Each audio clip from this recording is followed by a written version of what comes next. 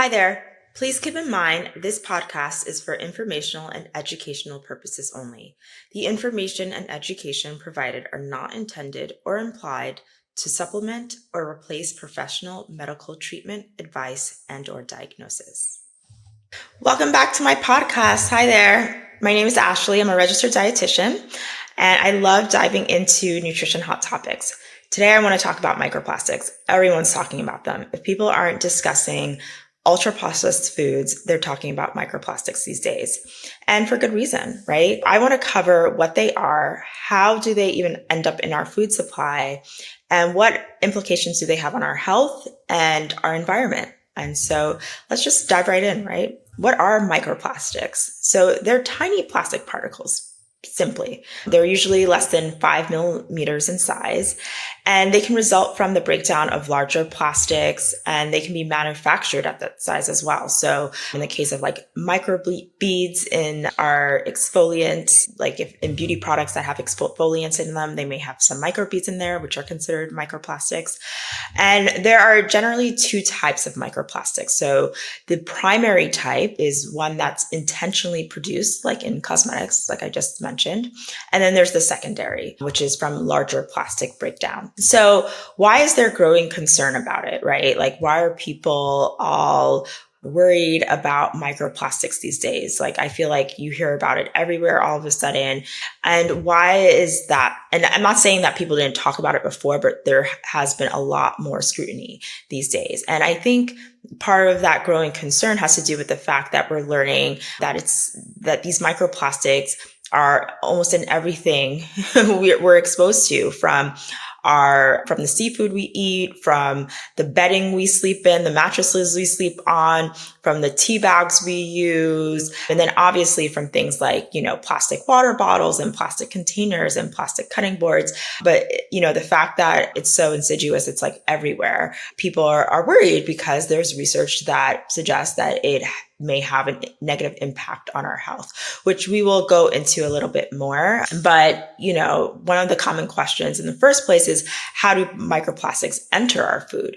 So there are many different ways. A common occurrence is the fact that our sea life are exposed to lots of microplastics in the sea. So the contamination of seafood through ingestion by marine life is one way that we as humans are exposed. So when we eat seafood and that animal or that piece of seafood we're eating was in the ocean and was consuming microplastics from pollution in the ocean, we're exposed to microplastics that way. So it's almost like full circle. Like when people are littering, and that waste gets into the ocean, and then marine life are consuming that plastic waste, and then we fish for the marine life, and then we consume the seafood, we may be exposed to microplastics in that way. So both like the animals and the humans are exposed in ways that aren't great for our well-being.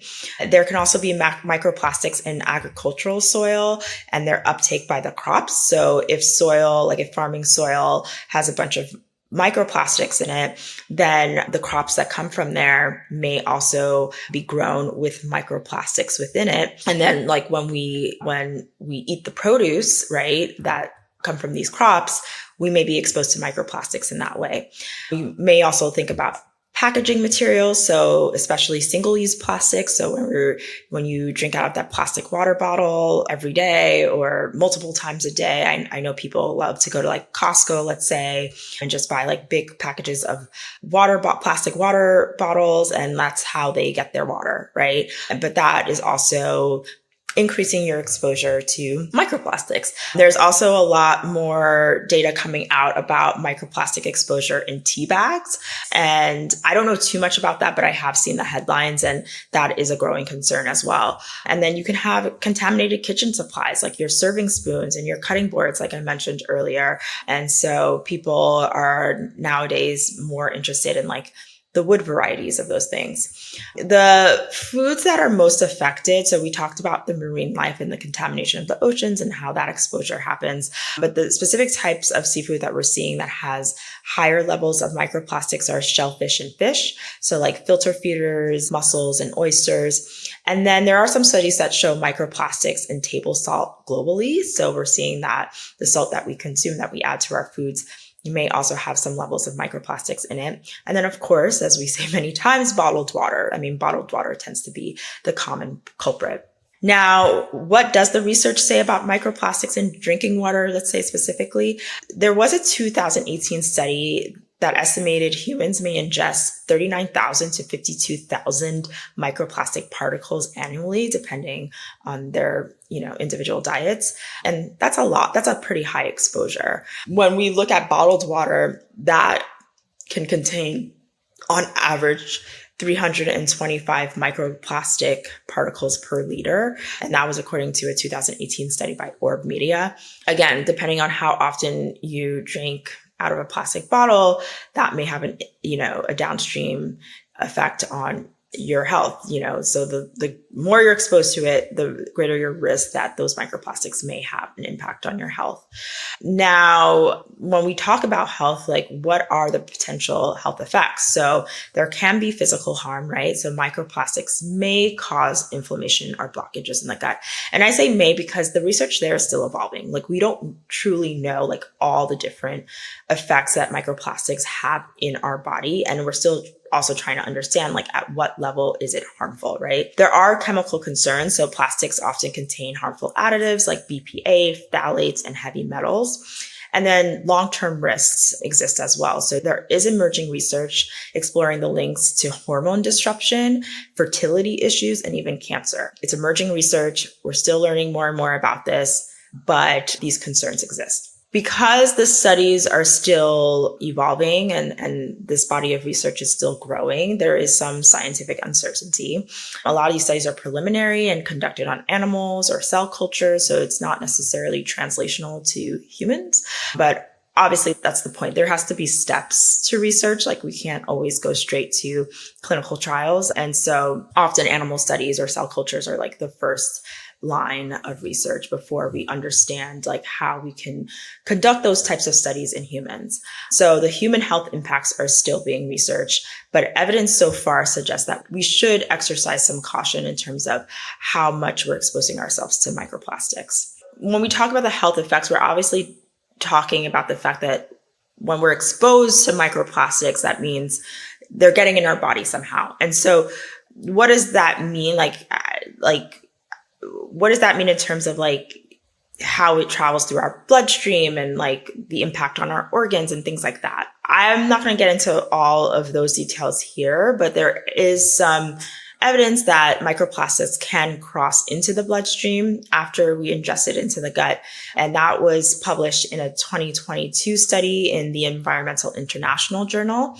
And then also persistent organic pollutants or POPs often cling to plastics, and that potentially can increase their toxicity. So if we're ingesting microplastics that have these pollutants, these POPs, there may be an impact on our liver, right? Our liver function, our ability for our livers to be able to excrete those toxins, among other organs as well. What's the environmental impact and the broader context of all of this? So plastics affect marine life by causing physical and chemical harm. And so when we look at the impact on our ecosystems, obviously what's going on with our marine life is particularly concerning.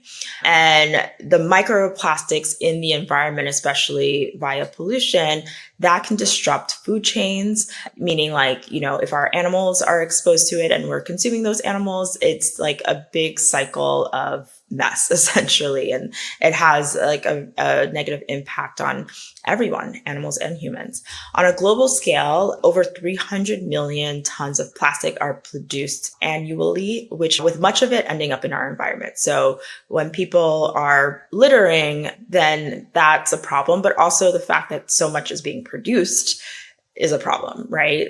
People wouldn't be able to litter as much if there wasn't enough product produced to become problematic, right?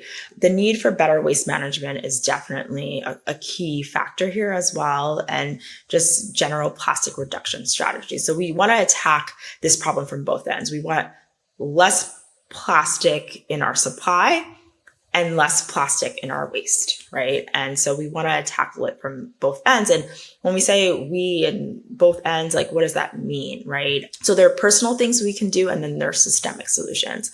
I want to jump to the systemic solutions quickly. So systemic solutions may be things like policies banning or limiting single-use plastics. So an example is the European Union had an agency just recently in 2021 that proposed a wide-ranging restriction on microplastics in products placed on the EU market to avoid or reduce their release into the environment, right? And I think that has very broad-ranging effects. I know when I went to Spain and Italy this past summer in July 2020, I already started to see some of those changes implemented. So for instance, when I was drinking out of a water bottle, I was so frustrated that I couldn't take the top off, all the way off. I couldn't screw off the top of the water bottle. It was stuck to the water bottle. You can only open the top like an open close. You can't screw it all the way off. And so basically the top is always affixed to the bottle. And that's when I learned, oh, this is actually law. This wasn't like the manufacturer experimenting. Because of policies in place to reduce plastic waste, a small change that was made, but I think probably an impactful one, is that people can't unscrew their water bottle tops all the way, because tops, as we know, when they're unscrewed, it's very easy to lose them. They fall everywhere, and that contributes to plastic waste and pollution. So policies like that can have wide-ranging effects. We also know that even in the US, when you go to many major supermarkets in major cities, like I live in Philadelphia, I know that in the supermarkets I shop at, they do not give you a plastic bag at checkout. You have to bring your own bag, or you buy a paper bag at the register. And so policies can have wide-ranging effects. It has effects on our lifestyle, which then has downstream effects on, our marine life, our health, and, the broader environment. And so I think, looking at systemic solutions is important, and I hope we see more of that implemented as time goes on.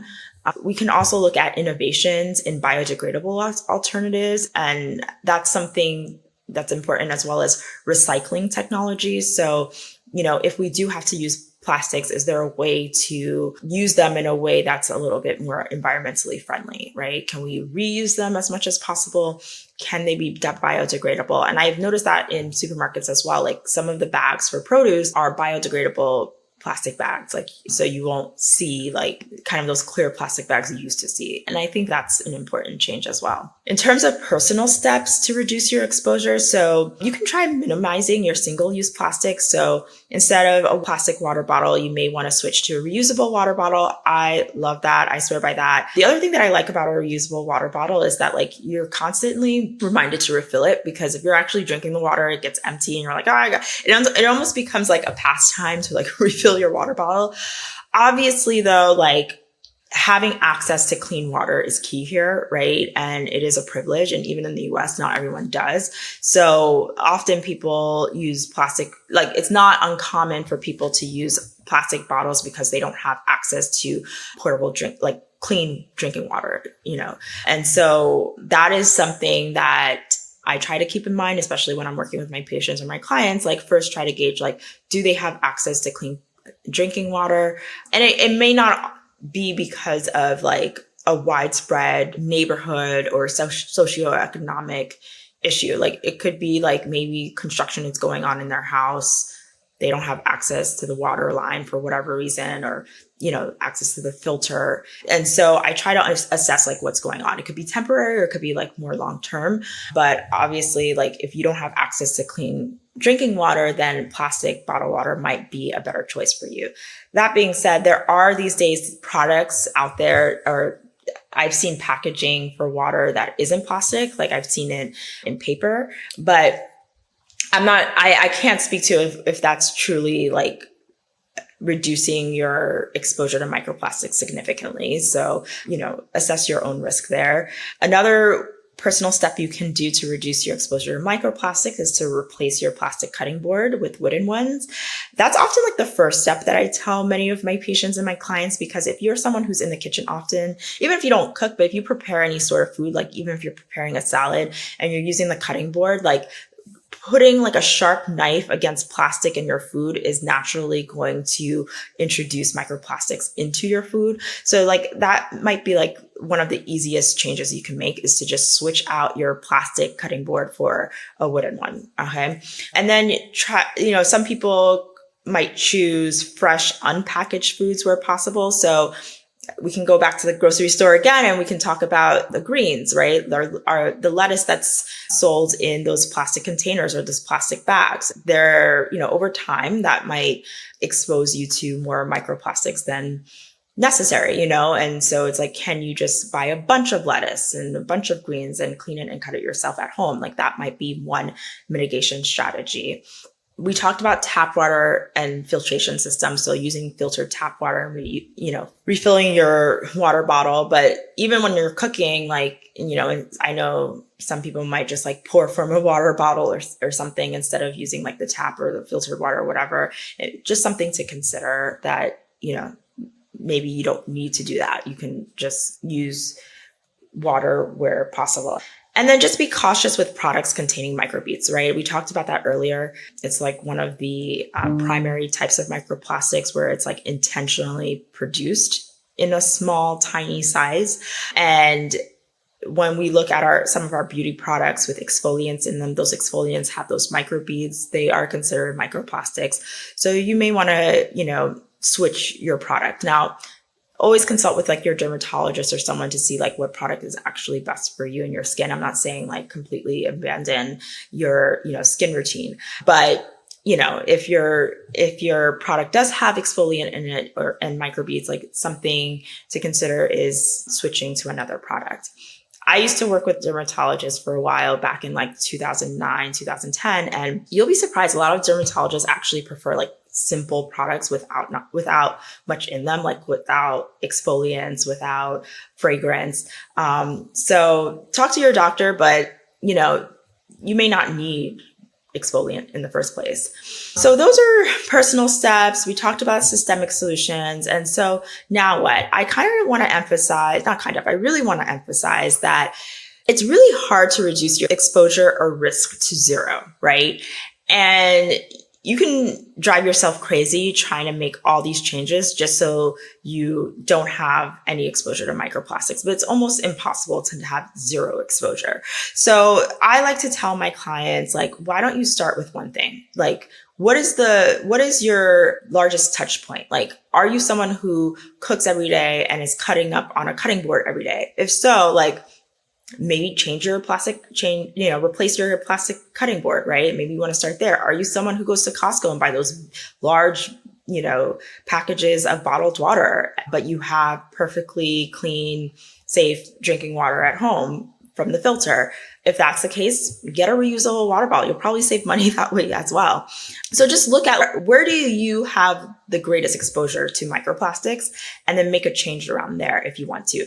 The other thing with this is that, again, we still don't know all of the health effects of being exposed to microplastics. We don't know at what level for sure it's a problem. So you can make all these changes, but are they truly helpful? Like, do you need to never drink, tea from a tea bag because you're scared of the microplastics there? Like, I don't know, because also if you do, how do we know how much of those tea bags you need to have been exposed to for it to be a problem for your health? Like, there's a lot that needs to be researched. We're still studying it.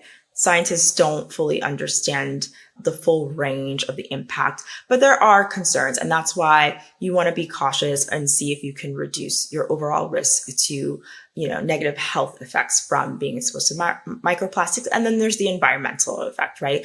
The effect on our marine life, the effect on our planet, and just like, the soil that we grow our crops in and stuff like that. And so it's like, there are broader reasons that we may want to reduce our plastic use. And I think it's important to consider it all, but not drive yourself crazy. Now, if you want to talk more about this, or if you want another topic, or you just want to give me some feedback, put it in the comments. I would love to hear your thoughts. Like and subscribe. That would really help my channel.